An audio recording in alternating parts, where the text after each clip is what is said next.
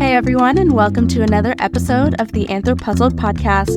I'm your host, Abby Letzinger, and every 2 weeks we'll explore how anthropologists are forging unique career paths beyond the usual academic sphere. Tune in, get inspired, and start piecing together your own career puzzle within the world of anthropology. On today's episode, we're excited to welcome Andrea DiGiorgio. Andrea earned her bachelor's in psychology from the University of Virginia before attending the University of Hawaii, where she expanded her studies in biology and anthropology. She later completed a PhD in biological anthropology from Boston University and is currently a lecturer in the both writing and anthropology departments at Princeton University, while also serving as a postdoctoral researcher at Rutgers University. How are you doing today, Andrea? Great. Thank you. How are you? I'm doing great. What is it that you do as a lecturer for Princeton? It looks like you are in both the writing and anthropology departments. So what's the difference in those two? Yeah. So in the writing department, I teach freshman, sophomore, and grad school classes that help students learn academic writing skills and critical thinking. And so those classes are very writing intensive, they're less content and more skill based. But I do get to teach one on sustainability and conservation. So I really love that. And then in the anthropology department, I teach a class called Behavioral Biology of Women, which I will shamelessly plug a podcast for at the end of this. And that class is a discussion class that has been just such a delight to get to teach. Cool. So you mentioned that you do conservation marketing. What are the biggest challenges that you face in that? Conservation marketing I think is going to be great in the future, but is at a growing point right now. And so I think the biggest challenges come from two sides. First, the conservationist side, and then second, the public side. And what I mean by that is that I do research on this. And when conservationists, wildlife workers, veterinarians, etc., when we are working with the animals that we work with, we get closer than most people can normally get to them. And in some cases, especially with veterinarians and rescue and rehabs, they actually are touching and handling wild animals. And that is what they have to do. Many animal lives have been saved by that. But unfortunately, the research that I do with Dr. Cassidy Front, who's at the Frost Museum, and a lot of undergraduates from Princeton, our research and other related research has found that showing yourself either closer than the conservation world guidelines say, or handling and touching wildlife leads the public to want that same experience and to even try to have that same experience. And so then that's where the public comes in. And we saw this a lot in America over the summer, last year, the year before. People see these pictures of, researchers, conservation agencies, big NGOs getting near or touching animals. And then they go out and want to take pictures with bison and buffalo and think that they can approach them. I'm actually working on a study right now about bison and buffalo. And then this has actually driven the illegal pet trade and illegal tourism trades to new highs and brought some animals to endangerment and critical endangerment even, because they're being taken out of the wild and put into the pet trade or put into illegal tourism. And so it's this double-sided, we're working with the conservation agencies, and it's hard for them to figure out how to make content that people really want to see and that gets their cause across and can fundraise, but doesn't lead the public to want to interact with the animals in the same way that they do. I had watched a documentary a little while ago about Jane Goodall and the chimps. And for a while, they would interact with the chimps and whatnot. And then they had to stop because there was a polio epidemic that they had, they don't know what happened, how it got transferred to these poor chimps. But after that, they were like, no more touching, no more interacting. We study from a distance, which I think for her was a really hard decision to make because these chimps were basically her family. And so I feel like, when you go to zoos and they're like, hey, we have this exhibit where you can pet a rhino or you can hold a sloth. A part of me is like, oh, that'd be really cool. But at the same time, I'm like, these are wild animals. You never know what they're going to do. Yeah, absolutely. Absolutely. And if anybody from the Goodall Foundation is listening, I'm very much applaud the hard decision that you made to stop touching and working with animals that close. But we do still see pictures of Dr. Goodall with animals and interacting and touching the animals. And so I know myself and people from the both Consmark board and this is a long one, I'll just shorten as much as I can. The IUCN primate group has a specific subcommittee that looks at human primate interaction. And they've been in touch too, just trying to kind of stop those older photos and videos from coming out now. And it's a very hard message to get across to people because it's what they do and they don't see the implications in the public. But I've even written to researchers who post pictures that do not, like they'll post pictures of, and I'm going to anonymize this and say, something that's not the case, but they would post pictures of, let's say, themselves on a trek to see, we'll say chimps, right? Because chimps are on the ground and they're pretty close to the chimps and they're posting pictures and they can be they might be a conservationist themselves, like a university teaching, researching conservationist. And I see the pictures and I write to them as politely as I can and ask, hey, I know you don't mean this. And I understand that this is both important to your brand and it was an amazing experience for you as a person. But, there are implications for what you do. And I've gotten responses back like, well, I didn't know that the distance was that far. And I was too close, or I didn't know that this was harmful for the animals. Even I don't study these animals, so it's not like I was showing my own research. And I get it. That's kind of that cognitive dissonance where we don't want to accept that something that we've done in the past might be harmful to the cause that that we're behind, conservation as a whole. And I went through the same thing, and I've since deleted any social media that I had where I was too close to wild animals. But often I get a lot of responses that are kind of excuses, or people tell me it's too hard to take the post down and only put up the other pictures, and so they stay up. And I think we need a little bit more support from the conservation biology and ecology and evolutionary biology world if we're going to help the public understand that they shouldn't be interacting with these animals too. So Yeah, and I know there's this trend going around social media. It's called "Why Not Friend If Friend Shaped." Yep. So whether things like bears or tigers or raccoons, like it Completely friend shaped, like a right? friend. Yep. My friends don't have teeth like that, but Exactly. So, how does your research influence the marketing strategies with primate NGOs or governmental organizations? I think the primate community has been pretty responsive to this. And I believe we were one of the first communities that were researching this. Also, Stephen Ross and Katie Cronin out of the Lincoln Park Zoo had done a lot of research. Stephen Ross passed last year, unfortunately, but both of them have just been amazing champions for both the research that goes into this and getting the message out. And they both studied primates to start with as well. And now Katie's working with us on a big cat paper too. So we're hoping to just kind of broaden our view of what handling animals means to other taxa. But in primates specifically, people like Anna Nakaris published a paper about a video that in which a slow loris was getting tickled, and it was a pet, and it looked like, a fun time for everybody, but it was not. The animal is nocturnal and couldn't see very well. They have poison glands under their armpits that I don't fully understand, but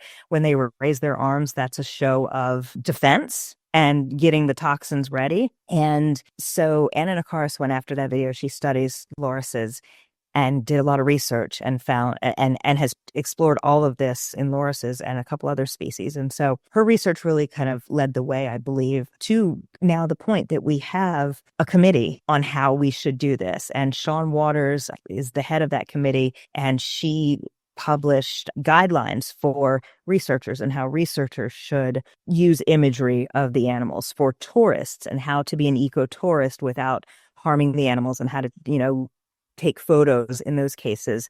And now she's working on things like feeding wildlife. And so we've gotten a really good response from the primate world. And we've got a lot of people listening and really working to change their marketing and their brand. Zoos have been a little tougher. I was just at AZA this year, and it's been tough, but zoos really walk this very tight line of human interaction to gain people's attention and interest, as you said, in conservation, and not touching the animals at all or not posting anything like that. And zoos provide a lot of funding for conservation efforts, so it is really hard for them to find that balance, and I understand that. Our first paper was about orangutan rescue and rehab organizations, and so by necessity, they touch their animals because they go out and rescue them, often infants that have been orphaned because their mothers were killed either due to fires and things like that or due to poaching. And so they go and rescue the animals, and they have to touch them. They have to do vet work, but they're very interested in how they can change the imagery that they're using. In fact, International Animal Rescue was one of the major contributors to kind of the concept of a new paper that's coming out about this. So I've seen a lot of progress. I'm really hopeful about what's going to happen in the future. And I'm excited that we've started to branch out to other types of wildlife to see whether it's just primates or it's not, it's a bigger group of animals. I'm pretty sure for mammals, it's going to hold true that the public will think that they should get to touch them if researchers will, but we'll see about other types of animals too. Yeah, and I know a lot of zoos are based kind of donation based as well. So if the donors are like, hey, we want them to, be able to interact with the lemurs and, bring in that kind of money, then it's kind of hard to say, thanks for the money, but no. Yeah, exactly. Exactly. And again, it's just they hold a very tenuous position and do a lot for conservation, but it is very difficult to, figure out what they're going to do as far as branding and interactions. And I completely understand that. So What trends do you see shaping the future of conservation marketing? if I could pick the trend and be the trendsetter, it would be driven by our posts, our social media images, and our marketing would be driven by research that is not only good for the brand, but is also good for the animals. And because ultimately, big enough organizations have a marketing team, and that marketing team is often coming with with marketing degrees and not with conservation degrees, although there are some conservation marketing degrees out there and people graduating now with degrees and expertise, PhDs even in that. And so I think that we can get people there, and that's where I would love to that's the trend I would love to see. Unfortunately, like you mentioned, from the other side, the public, we do see a lot of wanting to engage, pointing out that, I should look how cute this animal is. I should be able to engage with it in some way. And so that is if I don't have a magic wand and I have, this research doesn't make a splash and get people listening. Unfortunately, I can see that there could be some real negatives for wildlife if, either the conservation organizations or the public kind of move in a direction of more human interaction with the wildlife. But the fact that the Society for Conservation Biology, which is the largest conservation biology organization, aside from the IUCN, which is an international organization that actually deals with nations, countries, whereas the Society for Conservation Biology is largely researchers. The Society for Conservation Biology has a group called ConsMark, which I am very proud to be the secretary of. And ConsMark is all about how we market conservation to people. And the fact that that exists shows me that there's a larger interest in putting together marketing that really helps the wildlife and kind of avoids some of the pitfalls that we've seen people fall into in the past. So, what does ConsMark stand for? Conservation marketing. Oh, okay. Super Yes. simple. And it is nearly impossible. I tried to say this at a conference in Spain in October. It was, we put together a workshop that was a lot of people from Princeton and a lot of people from ConsMark. And I stood up at a couple different talks and my questions were around this type of thing. And I, of course, tried to get the ConsMark message out there and saying the Society for Conservation Biology's conservation marketing group is one of my least favorite things to do. So ConsMark works very well for me. So we've kind of touched on this, but what impact do you hope that your work has on public perception of these conservation issues? Yeah, I really hope that people start listening from the top down, meaning the researchers, the conservationists, the zoos. I really hope that they hear these messages, see these messages, and believe them. We've got a lot of data. Most of the samples that we're getting, we've both looked at social media itself and the comments that people are making to different kinds of videos and posts online.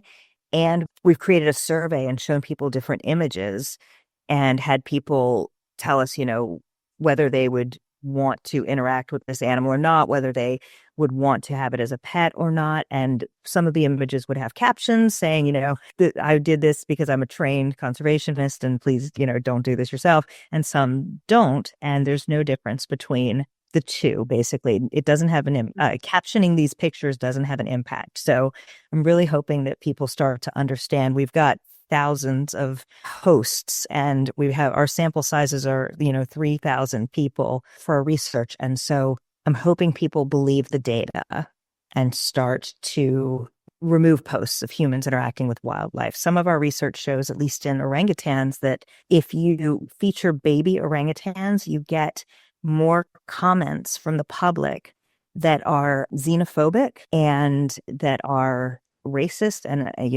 against certain religions, and also that are negative for conservation marketing, like how do I get one as a pet? Whereas if you show adults and don't have any interaction with humans, you get far more conservation friendly messages like, these animals are endangered and here's some information about them, or action taking. I just donated. Everybody should donate. Or, let's look at the palm oil we're using and try to use, certified sustainable palm oil. So it feels like that what we're finding is the type of marketing that harms the wildlife the least is also the type of marketing that gains the most benefit, gains the most reward. It raises awareness. It gets people to engage and to even fund organizations. So I just hope people will listen, and I hope that the pictures that we see online change, and that leads the public to changing the way that they think that they should interact with wildlife. I don't know if you know the story of the bears in North Carolina. It's been about a year now, I guess. No, less than a year, probably. But two bear cubs were in a tree, and their mother was, I believe, nearby.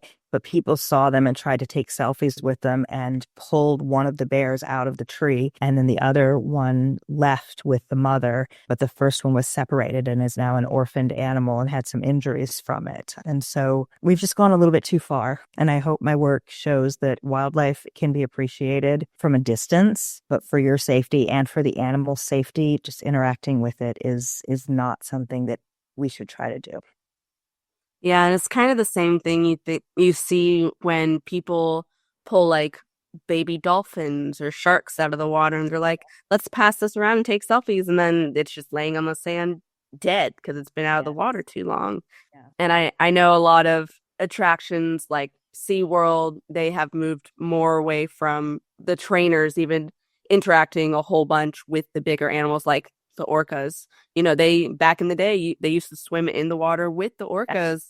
Yeah. And then after that one trainer death, they're like, okay, we can't Yeah. do it anymore. So it's good to see that there has been a little bit more change and that people are kind of becoming more aware of it. But it's still the same issue of this thing is so cute, I just have to touch it. And you're like, no, you really don't. And I mean, I've done it. I mean, What? I've gone to zoos and be like, oh, I get to hold like a baby kangaroo, or I get to hold a sloth or touch a sloth. And it's a really cool experience, but at the same time, you're not thinking, how does this animal feel being touched thousands of times in a day? Yes. And So with captive animals, you're exactly right. Like this is a very different life than they have in the wild, and there's probably some stress from it. And with wild animals, I don't think people understand that most wild animals are constantly on the verge of starvation, basically.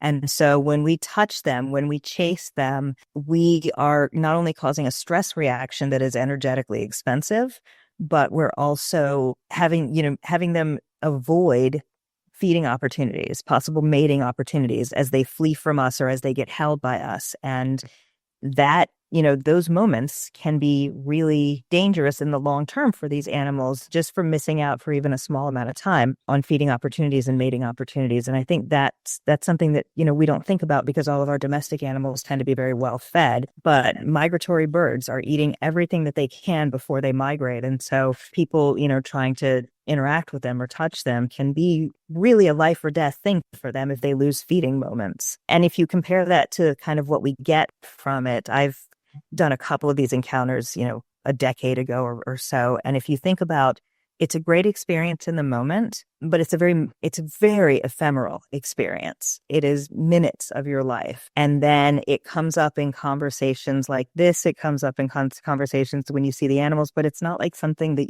it doesn't become your identity. It's not something that comes up in every conversation you have. It's an experience that you could probably live without, but especially if it's a wild animal, the animal might not be able to live with. Yeah. So Oh, that's on yeah. ending it on a good note. But so switching over to basically your other job of Yeah. being a lecturer, what does your day-to-day look like between being a teacher and doing research? I think any academic that's listening to this will understand. My day to day is like literally morning to night. So you teach a couple of days a week and then, or every day a week, and then you're grading and preparing the work. And usually I try to take breaks from that. And my breaks are when I do my research until it really comes to the wire and you have to focus on your research. So it's a very tough career. You give a lot to these careers. I don't think the public knows, or even college students know, that their professors, their lecturers are paid to teach, but they're not paid to do all the research that they're doing. And so anything that's coming out of, in research is a hard-won battle because we're doing two jobs essentially. But that said, it's amazing. It's amazing work. And I love the days when I get to sit down and actually engage with my research and write. I love it when I get to write, especially since I teach writing and I don't get to do it as often myself. But on the flip side of that, I cannot tell you how rewarding being a lecturer is. I'm at Princeton and I meet these students with minds that are just so not only open, but brilliant. And, I try to stay back from paper topics as much as I can because they often have just these amazing ideas that I never would have come up with. I've seen things come out of students' papers about palm oil and orangutan conservation and the people of Indonesia that I'm like, oh, why didn't we all think about this, So it's a lot of work, but every bit of it, even the grading, is rewarding. Yeah. And the days that you get to be in front of the students and working with the students and interacting with the students is just so fulfilling. Especially, I love that I get to teach a writing that is, through the disciplines and across the disciplines, and I get to teach humanities writing, but I also am the person that the STEM students can go to, I hope, to learn all STEM writing in addition to their typical writing class. And so, yeah, I really like the opportunity to get to start shaping and also learning from the future generation and everything that they are going to do. I think is just going to be amazing. I feel that with teaching, in order to make it feel like it's a fulfilling career, is you really have to love what you're teaching too. Because I know some people in academia, they go into academia because they want to do research, not so much teaching, but that is part of the job requirements. So you get those teachers who are like, I could care less if I was here right now. And then you're like, this is a required class for me. That's got to be. So it makes it kind of difficult interacting with that. But like you also have to understand that there are the teachers out there who are like you, are like, I love my students, I love what I do. Getting input from students that you might not have thought of, you're just like, this is amazing. I always tell myself if I was to ever go into teaching, it would be into like anthropology, like an introduction to anthropology class, or like a geography class, because that was the favorite class that I had when I was in like high school. And I'm like, man, those projects that teacher did, shout out to Mr. Hunt. But those projects that he had us do, I'm just like, I wish all students could do these kind of like map projects, cultural projects. And that's something I would want to pass on if I ever got into teaching, but teaching requires certain education requirements that I don't really want to go get. Understandable. Understandable. So, what kind of led you into this career path where you are today? I have a kind of funny trajectory of how I got here.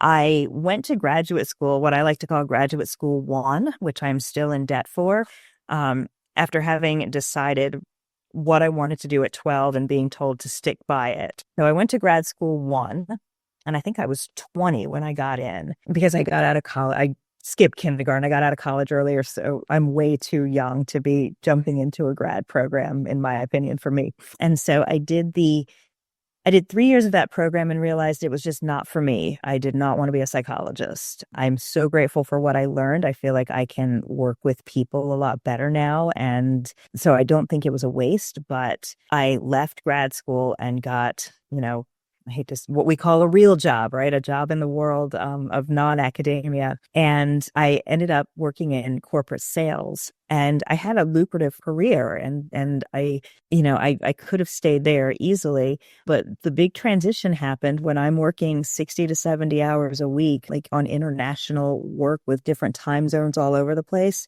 And at 3 a.m., I lived in Hawaii then, so this was 9 a.m. on the East Coast. At 3 a.m., we all got on a call, and they basically let go my entire position. And I had just won a big sales award and was one of like 10 people who got to go on a trip with, 10 people from the sales group that got to go on a trip.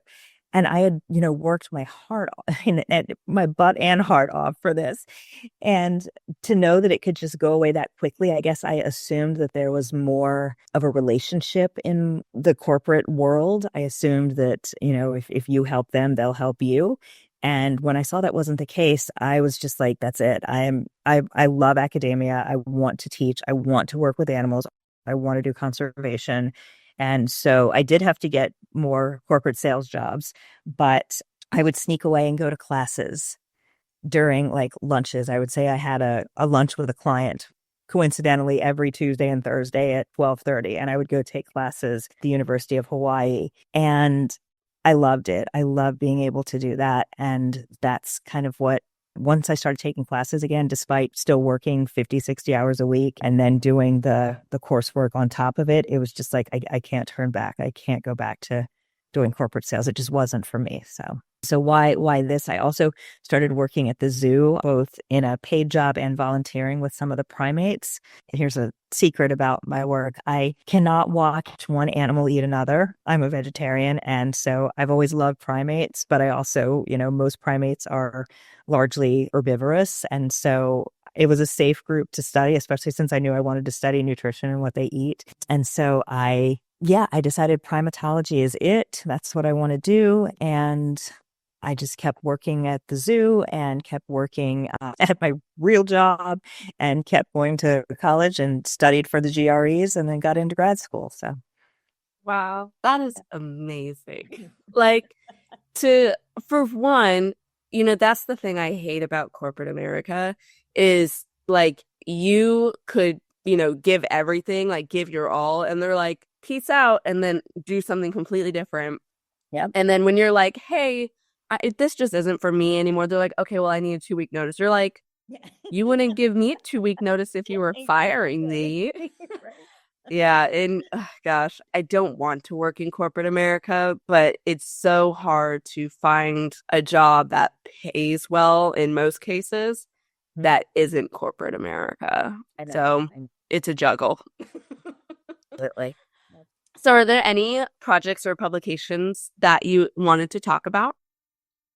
Yeah, so we have a publication. One of my life's goals since I got back into academia was to publish in conservation biology and to get a paper in I don't know if you're familiar with The Conversation, but it is a really neat digital publication where journalists work with actual researchers to put together an article that is very well informed. It's based on research, but it also doesn't read like I know that non-STEM people think that the way that we write our journal articles is very stale. and boring. And so, the papers and the conversation come out in a much more journalistic way that people are familiar with. And so we had a paper recently, the one with the different caption, or with a caption versus no caption. So we had a paper called Effects of Captions on Viewers' Perceptions of Images Depicting Human Primate Interaction. And Cassie Frund was the first author on that. And we worked with Katie Cronin from the Lincoln Park Zoo and a couple undergrads. I've gotten to work with undergrads every year, I believe, since I've been at Princeton over the summer. We've gotten to give undergrads, a diversity of undergrads, a paid research position. And then we always put them on these papers as co-authors. And then I've got another colleague who works with orangutans that I knew from graduate school on this paper. But I really like this paper because we polled the public. We used images that look like they come from Facebook, but we polled the public. And so I think we really captured what's happening for, when people see images and whether they're looking at the caption, whether the caption of an image, if you say, here's me handling this animal, but don't worry, I'm a vet and I'm allowed to do this and I have the right permits. That doesn't matter to people. So I was really proud to get this paper out there because I think it was our first piece of evidence that we really need to rework the way that we're taking pictures and putting things on social media. Yeah. And then that got picked up by The Conversation, which I was really excited about. And I think that came out on Valentine's Day of last year. And that one was called Wildlife Selfies Harm Animals, Even When Scientists Share Images with Warnings in the Captions. And with this one, the journalist that I worked with just did an amazing job of putting together all of the different images and bits of information that a viewer would want to see to kind of believe what we're talking about, and also some really interesting images and videos. So I think this is a really informative little piece of a little bit of this article that's very public facing and easily accessible. Do you guys ever have interactions with like wildlife photographers? Because generally wildlife photographers, they try and shoot from a distance. Do you guys ever have to have conversations with them of like, you took really great pictures and they're super cute, but it's making people want to touch animals? Yeah. So when we see images and pictures like that on social media from anybody, from wildlife photographers, from the conservation agencies, from zoos, from anybody, we try to approach them in one way or another and just tell them what impact these images might have and ask them, in the future, can you do things differently? Or is there another picture from that shoot that you could post instead of this one? And we meet some success, but, there's a lot of resistance to that. And I think that people who are photographers, that's their trade. And it feels like I'm trying to tell them how to do their job. And it's also, being a photographer is almost always gig work. And the companies that want these pictures they think they want interaction. They think they want pictures that are too close because they think that that's what, sometimes it's what people will view more.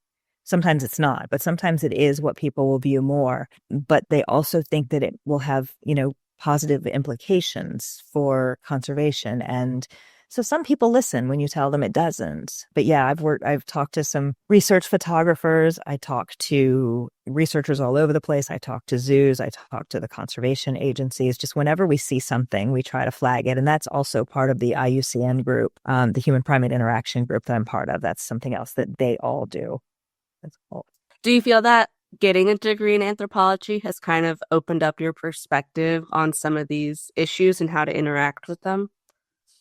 Yeah, I am a convert to anthropology. And so when I first started thinking, okay, I want to study non-human primates, I was at the University of Hawaii and there were no other primatologists, as far as I know, on any of the islands at that time. And so I didn't really know that I would end up in anthropology. I thought that I would end up in biology, but primate studies do end up usually in anthropology in the US.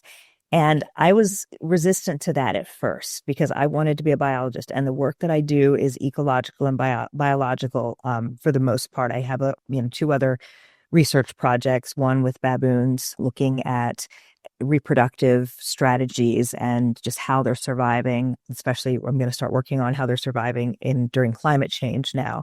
And then the same for orangutans. We're looking at their health and well-being during climate change and during fires and the like. But this one part of all of that research, because it all focuses a little bit on how wildlife interacts with these anthropogenic settings and even with people. I would not be able to do that without the anthropology degree. When I went in, I thought, okay, here's how you do conservation. You put a big fence around and you put guards outside and do not let any people come in to the space. Like, it just has to be, we have to keep the humans out and let the wildlife thrive and recover. But my degree in anthropology has taught me that that's never going to work. You have to work with the people. And not only do you have to, you should work with the local people, because very commonly the local people are not the problem. It's us in, the Western world or Europe and America. We're causing a lot of the problems through our tourism, through our industries that we can offshore to other places. But still we're also the consumers of these products and the like that are reducing habitat for wildlife. And so working with the local people to help them find work and publicize their work. And this is something that Dr. Cheryl Knott, who was my PhD advisor, does a great job of, can make far more difference than putting up a fence would. You can't tell people who have lived in an area for their whole lives and who have gone into a forest for their whole lives, don't go into the forest. You also can't tell a family of 5 trying to feed their children, stop logging when there are no other jobs. But if you can create jobs that value their traditional values and cultural products that come from their culture, you can make a lot more headway. These people don't want to, destroy the areas that they live near. They live there. They love these forests and they love having lived there and experiencing all of this wildlife. They know more about the forest or the area than we do. And so just finding ways to work with the local people, which I got from anthropology, has been a huge help. And I'm not going to say that, conservation biologists that come out of biology don't do that, but I feel like the degree in anthropology has made me far more sensitive to the human element of conservation and to how to work with it and how to talk to people and how to respect local people's traditions and things like that than I was when I went in. So I'm very glad that I got the anthropology degree. Definitely. With an anthropology degree, I'm glad that it has opened up individuals' like perspectives, because a lot of, I don't say people are generally closed-minded, but most people are. But when you get a degree in anthropology, you start to learn that, one, being different is okay. You just have to work with the differences, and find some common ground, because everyone's got common ground somewhere. Now, with the career that you have more towards being a lecturer, what do you generally make salary-wise for this position of teaching? Because you kind of brought it up where, you get paid more for your teaching than you do for your researching. So what kind of salary does that look like? Yeah, of course. So first of all, I think that students coming out of STEM fields that are not immediately employable, especially if you want to go into academia, learn how to write and try to get a job in any of the writing programs across the country, because it will help your research, but also it's just so rewarding to get to do. They're usually lectureships and they're usually temporary positions that typically pay between 50 and, I would guess at some places 100,000 for some elite institutions if you've been there for a while. But that is a really good salary compared to adjuncting, which is where a lot of new PhDs end up. And it's a really, really, it's also gig work basically in teaching. And it's really rough to survive on those salaries.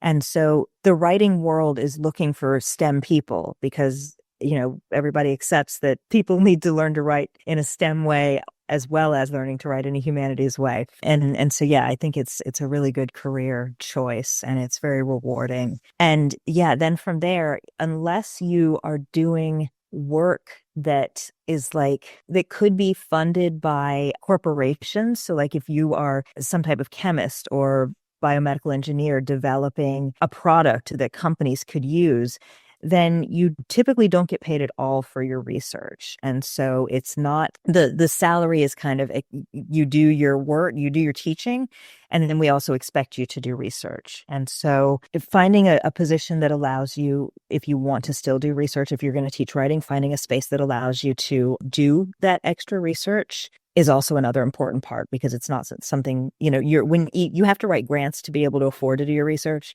if you need to go anywhere. So like for primatologists and conservation people, but the grants don't pay you. They only pay for what you're doing. So there's no extra salary to the grant unless like it's a product that you're producing. So yeah, finding a place that will support you in your research as well is really important. And I love teaching at Princeton for that reason.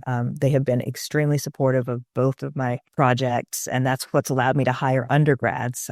And yeah, it's just been a great gig overall. So Do you have any advice for individuals who are going into grad school based on your own experiences? oh, yeah. When you go into grad school, the first thing I can say is if you don't get in the first time, that is okay. Go back, revise your applications, get more experience. If any of the faculty give you feedback, take it.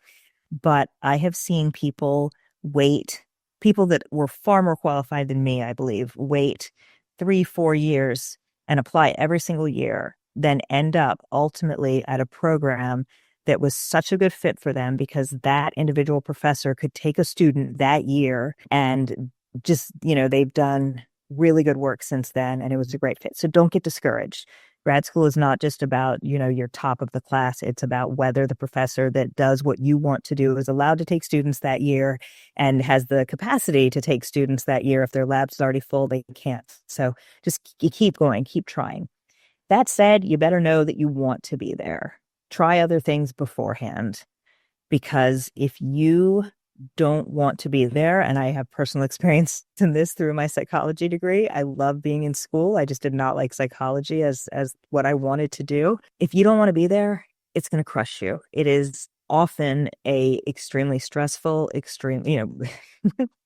uh, my phone learned to autocorrect anything that started with DEM to demoralized, because you're just pushed so hard to do so much that you haven't done before. It can be a really tough experience, and you got to want to be there, and you got to want to do what they're going to ask you to do. And you really need to have your own study skills down, have your own study habits down, have your own research and writing process down before you get there. If you're doing anything in grad school that might involve field work, try to get some experiences doing field work, because faculty want to know that you are able to do that work and that you're not going to, be like, ooh, mud, I'm going home, I can't do this. And, just take a good look at the faculty that you're applying with too. Make sure that they're doing what you want and that you're not just settling for somebody. That's a lot of the challenges that a few of my friends have run through when they got into grad school. Is they got a professor that it was working out in the beginning and then it just wasn't working out. And they're like, it's not like I can switch now. I'm so far into it. I hear that all the So time. It's really tough. Yeah. yeah. So doing your research into the professors that you're wanting to work with, talking to previous grad students, if you can find them, be like, hey, what was your experience like? Because they are not going to lie to you if they were bad. Yeah. Yeah. And another thing that you can do that I've recommended to people is when you're looking up the professor, look at their students and what they've done. So if you find a professor whose students have gone on to get tenure track jobs, then that professor is probably really selling their students, really out there trying to help their students move forward. If you find and look at their publications. If their publications include students, like you can, cross-reference the grad students with the publications, then that's a professor that's going to really push you to publish, that may have lab publications that you'll be on, every year, every few years, things like that. So you need to leave grad school knowing a lot of people and having publications and a lot of skills. And so if it's looking like the faculty member that you're interested in isn't putting their students' work out there or isn't promoting their students, then you might want to look around a little more. Yeah, for sure. Now, before we get into our final 4 questions, is there anything that we haven't talked about today that you would like the listeners to know about? No, not that I can think of. You've been very thorough. So Well, then we'll hop right into our questions. What is the best piece of advice you'd offer to someone who wants to get into conservation marketing? If you want to get into conservation marketing, I would certainly look at some of the degree programs that are coming out now in Australia, certainly, but also in the US and Europe, and recognize that you're not just doing marketing, because in marketing, you're selling a product or a service that is, even if it's not tangible, it's something that you can be around, you can interact with. Whereas when you're doing conservation marketing, it's kind of the opposite. You should not, you're not selling. You don't want to put an image up of you put an image up of a box of cereal and you want people to take and eat that box of cereal, and you put an image up of an animal and you don't want people to want to interact with that animal, right? And so just understanding that it's a very different way of brand marketing, I think, than typical marketing, and that you're going to have to look at things in a very different way is really going to be important. Finding a committee of people that have done this before, and a varied committee. So you might have conservationists and marketers, and maybe one person that does both, just so you really kind of learn both sides of the field. And come to Consmark. Join Consmark. We are the Society for Conservation Biology that does conservation marketing. We have student events. We have events where more tenured faculty and marketers are on, and it's kind of like a coffee chat. They will just talk with the students. We can put you in breakout rooms and things like that. So join us, and we can put you in touch with other people that have taken this path already. Perfect. What changes do you wish to see in your industry? That can either be academia, conservation marketing, or both. Yeah. So in academia, I would love to see the U.S. value education more. I would love to see, especially higher ed, being pushed. I know that there is a kind of Silicon Valley push for kids to not go to college anymore, but I think college is where you really gain your critical thinking skills, because you're asked, instead of like typical, compare and contrast or think about this, you're actually asked to create research questions and to really analyze and find nuances, not just one or the other. And I think that level of education and those skills are so valuable, and they're so often not taught in K through 12 because they can't be. It's just too many students. So I really would love to see the country put more value on education. This is going to sound, trite and cliche, but pay academics more, just like pay teachers more. We are truly bringing up the next generation, and, making this a livable career would be wonderful. I've seen faculty have to leave jobs because often colleges are in small towns. And so there's no job for their partner. The kids either can't go to school or have to go to private schools, and the pay is coming in at like 40s, 50s. And it's just not feasible to be a single income earner in an area with kids that have to go to private school. And so I've seen people leave academia for the pay. And that breaks my heart, because if you've gone through a grad program and you love teaching, we need more people like that. And very simply, in conservation marketing, I would love for people to not take pictures with their study animals, or if you have to take them for research reasons, don't post them. Just please be sensitive about the impact that every single image that you take can have on the animals that you're trying to save, right? And try to find interesting ways to kind of sell yourself and your research and your brand without using that. Yeah, definitely. Now, what do you just absolutely love about your job? I can answer what I love about my job for both for both the research and the teaching side. I love that I can do it together. I love that I get to make a difference. It was something that was really important to me that was missing from my life in sales. And that is not saying that everybody's life in sales is, they feel as though they're not contributing and they're not helping out. But I feel like in the industry that I was in, and for me personally, it just was not something where I felt like I was giving back. And I really do get to give back here. And I mean, down to like during the pandemic, when all the students had to go home from Princeton, some of our first gen low income kids couldn't afford the suddenly high storage prices because they had to move out of their dorms, and the prices went up and the supply went down of storage facilities. So I took their suitcases to my house and their stuff to my house and kept it there for them until we returned to school. And just being able to do that kind of thing and help young people and hopefully model how they can help people in the world is so rewarding. And that happens in conservation marketing too, just getting to like maybe make a change or do research that helps people understand how we can do something better. That's amazing. It is very clear that you love what you do, and it very much shows, and I hope your students appreciate it. Thank you. They've been so kind to me. I think they do. They're wonderful, wonderful students. Yeah. Well, finally, where can listeners learn more about you and the work that you do? So now is when I get to plug. So I have a website, AndreaDiGiorgio.com. And it's a WordPress website, so it'll go to AndreaAmongApes.wordpress.com. You can get there either way. Also, the Conservation Marketing, the ConsMark Committee is another great place to just learn about how to do conservation marketing, and that is at consmark.org, CONSMARK.org. And then this is kind of unrelated to what we've been talking about for the most part, but the class that I teach, Behavioral Biology of Women, one of the assignments is the students have to create a podcast. And in that podcast, they have to talk about myths or misconceptions about something in women's health or biology or current cultural standing. And so that podcast, they just shock me every single year. And it's a pleasure to get to talk with the students and help them figure out how, things about what's going to happen biologically and even culturally as they age, because I mostly get women in the class. I'd love to have more men, but I mostly get women.